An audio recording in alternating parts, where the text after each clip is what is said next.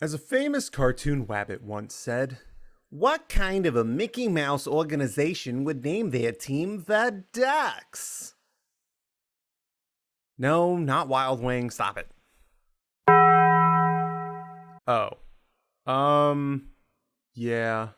I'm sure you've seen this guy before. He's the Oregon Duck, and he's as quacked up as it gets. But there is more to his story than you may have known. It's time to find out what makes this goat float. Let's run this back. The year is 1894. The state is Oregon and the town Eugene. Where the one and only Oregon have just won their first game. Wait, I can't say, but that's what the students are called.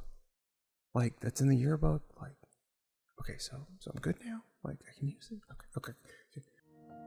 Yes, you heard that right. The Webfoots. Surprisingly, not a derogatory term. The students of the university dubbed themselves Webfooters after the name given to people working in wet or marshy environments, much like the region of Oregon that Eugene is in. Webfoots was adopted by students in the 1902 yearbook, lasting 30 years. In the late 1920s, journalists began using the shorter name of the Ducks when describing the sports teams, and in a student vote in 1932, that name would be fully adopted. Of course, the Ducks needed a likeness. And unfortunately, there was already a pretty big name in that game.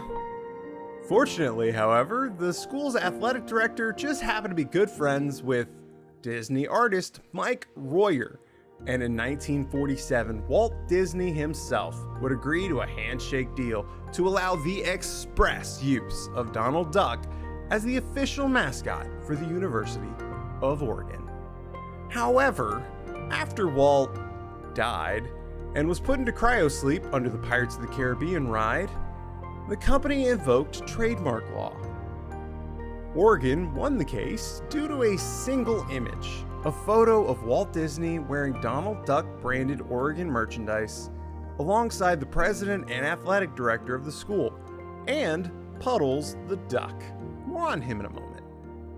In 1973, the two bodies would sign a formal contract allowing the use of Donald Duck to be the school's only sports mascot.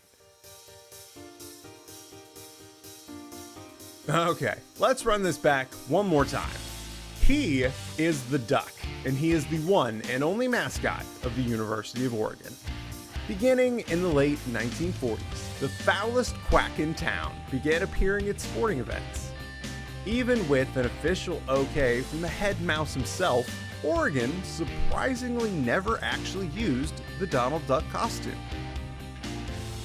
Usually, the Oregon mascot would be made up of a giant wooden duck head, or this work of art, a white bird suit body with a papier-mâché head and what looks to be a mop for hair.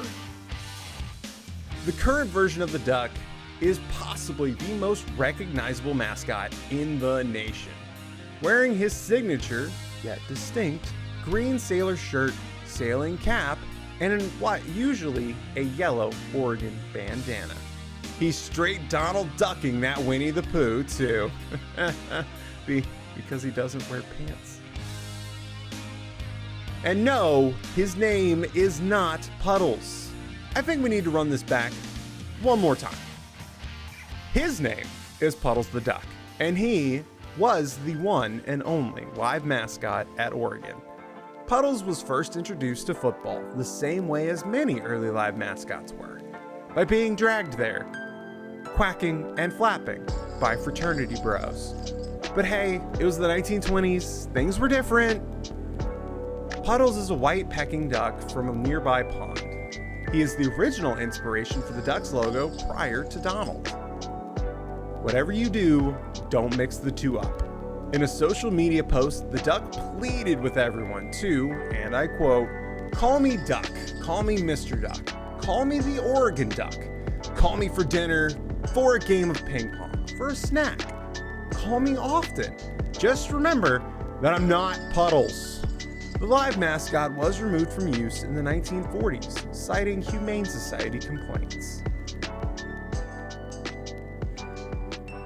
But hey, we're here to learn why the duck is one of the most beloved mascots around, right?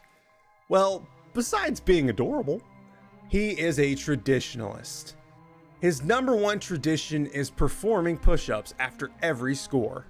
The duck got plenty of workouts during the Chip Kelly era, when he would regularly reach over 200 push-ups per game. He would achieve 546 in 2023, when the duck scored 81 points. But it isn't just shows of strength. The duck also rides easy, as he's been cruising on a motorcycle into Autzen Stadium since 1997.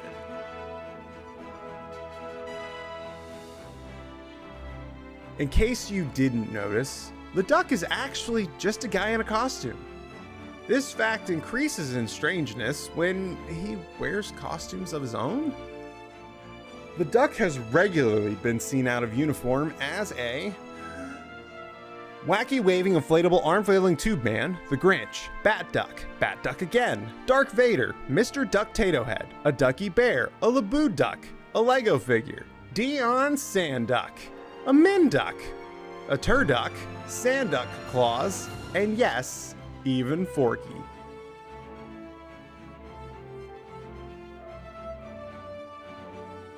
But the strangest of them all was what Nike tried to pull in 2002.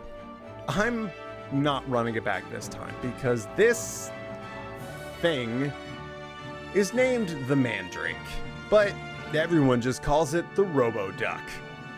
Born from a giant egg wheeled out to center field, the Robo-Duck was a futuristic interpretation of the famed Mascot.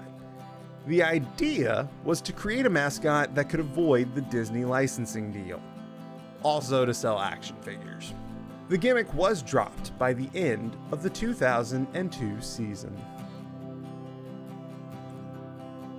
Of course, the duck, the regular, not Nike one, is a bona fide star. He has appeared in commercials, games, The Tonight Show, on cereal boxes, in toys, t-shirts, hats, collectible mugs. I'm just realizing I'm doing another Warner Brothers reference. From his countless appearances on College Game Day, where he has shot silly string, insulted guests, given haircuts, skydived, and even propositioned Sydney Sweeney live on air, to getting into on-field scuffles. In 2007, the Houston Cougar began doing push-ups at Autzen Stadium, and the duck was not having it. In a new segment that I'd like to add, we're going to check out Corso's count. How many times did Corso select this team? For Oregon, Coach Corso selected the Ducks 21 times. 14 were correct. And the last time he selected the Ducks was back in 2022 over UCLA. The Oregon Duck has truly cemented himself into the legacy of college athletics. An example of what being a mascot is all about. A beacon and an inspiration to an entire base of people, all wanting the same thing. Touchdowns. Many, many touchdowns. He's also kinda loony. He's proud, he's animated, he's the duck, and he is a mascot that made us. Thank you for watching. If you've got an idea for a mascot or school you'd like showcased, please do leave a comment. Hit that like button and be sure to subscribe. I'm trying to get these out on a regular basis, but this way you'll know when a new episode goes live. And until next time, go Ducks!